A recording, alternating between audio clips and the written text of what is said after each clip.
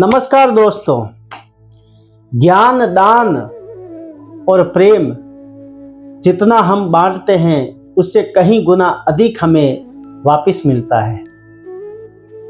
एक आश्रम में एक संत महात्मा रहते थे। उनके दो प्रिय शिष्य थे।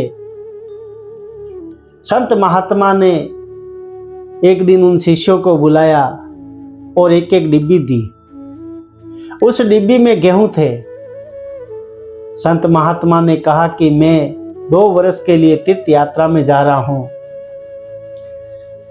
आपको इसके अंदर जो गेहूं है उनको संभाल कर रखना है।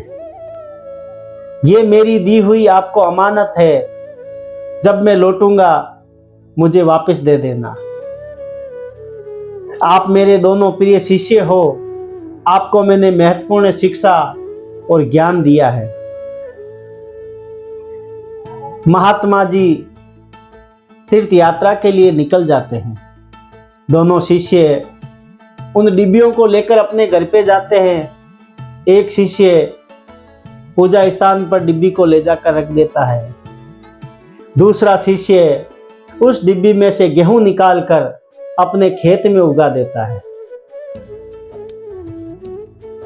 2 वर्ष निकल गए। महात्मा जी आश्रम में आते हैं और दोनों शिष्यों को बुलाते हैं। दोनों शिष्य बड़े प्रसन्न होते हैं। गुरुदेव के दर्शन करते हैं, प्रणाम करते हैं। जो एक शिष्य था वो डिब्बी ले जाकर गुरुदेव को दी और गुरुदेव से प्रार्थना की कि गुरुदेव, मैंने इस डिब्बी को बड़े संभाल कर रखा है।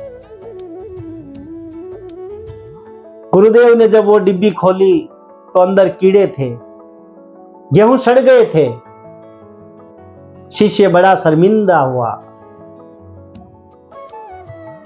दूसरे शिष्य को कहा कि लाओ मेरी अमानत।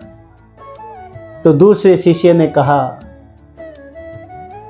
कि गुरुदेव, ये जो बोरियां पड़ी है इसमें जो गेहूं है वो आपकी अमानत है। गुरुदेव बड़े प्रसन्न हुए। गुरुदेव ने कहा कि जो वस्तु मैंने आपको दी है उस वस्तु को आपने बड़ा कर दिया, फैला दिया, अधिक कर दिया, संभाल कर भी रखा। दूसरा शिष्य बड़ा ही दुखी और गुरुदेव से प्रार्थना करने लगा कि गुरुदेव, मुझसे भूल हो गई। गुरुदेव ने कहा कि जो वस्तु मैंने आपको दी है उस वस्तु को बढ़ाओ,